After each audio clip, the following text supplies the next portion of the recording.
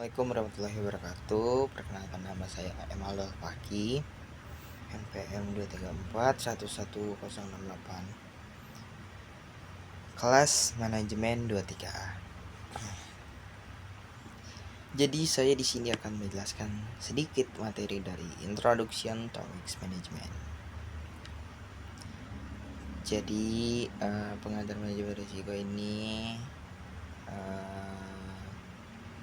manajemen risiko itu proses sistematis untuk mengidentifikasi, menganalisis, mengevaluasi, dan mengendalikan risiko yang dapat menghambat pencapaian tujuan organisasi atau perusahaan. Jadi risiko sendiri adalah ketidakpastian yang dapat menimbulkan dampak negatif maupun positif terhadap hasil yang diharapkan. Terus apa sih pengertian manajemen risiko ini? Manajemen risiko ini merupakan usaha untuk mengenali dan mengolah risiko agar dampak negatifnya dapat diminimalkan dan peluang yang muncul dapat dimanfaatkan. Proses ini melibatkan langkah-langkah mulai dari identifikasi risiko, analisis risiko, evaluasi risiko, hingga pengendalian risiko melalui berbagai strategi seperti menghindari, mengurangi, mentransfer, atau menerima risiko tersebut.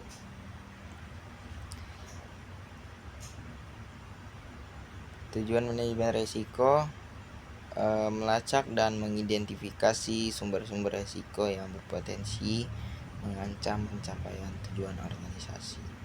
Terus menyediakan informasi yang akurat tentang risiko kepada pengambilan keputusan, meminimalkan kerugian akibat risiko yang terjadi sehingga organisasi dapat berjalan dengan lebih stabil dan berkelanjutan. Terus apa sih langkah-langkah manajemen risiko ini?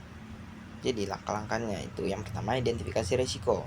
Itu menemukan dan mendeskripsikan risiko yang mungkin terjadi baik dari faktor internal maupun eksternal organisasi. Terus yang kedua, analisis risiko.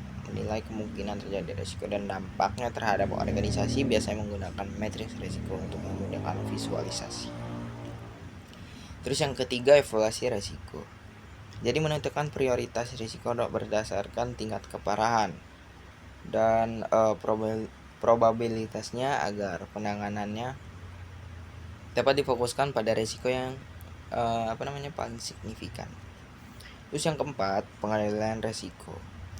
Mengambil tindakan untuk mengelola risiko seperti menghindari risiko, mengurangi dampak, mentransfer risiko, bisa melalui asuransi atau menerima risiko dengan rencana kontingensi. Terus yang kelima, pemantauan dan review. Jadi pemantauan risiko secara berkelanjutan dan meninjau efektivitas pengendalian risiko agar dapat disesuaikan dengan perubahan kondisi organisasi atau lingkungan. Jadi manfaat manajemen risiko ini membantu organisasi dalam pengambilan keputusan yang lebih baik dan terinformasi. Terus juga melindungi aset dan reputasi organisasi dari kerugian yang tidak terduga. Terus meningkatkan efektivitas dan efisiensi operasional dengan mengurangi gangguan akibat risiko. Terus memungkinkan organisasi untuk memanfaatkan peluang yang muncul dari risiko yang telah dianalisis dengan baik. Jadi sekian itu saja yang dapat saya sampaikan. Kurang lebih mohon maaf. Jika ada salah kata, saya mohon maaf. Saya akhiri. Assalamualaikum warahmatullahi wabarakatuh.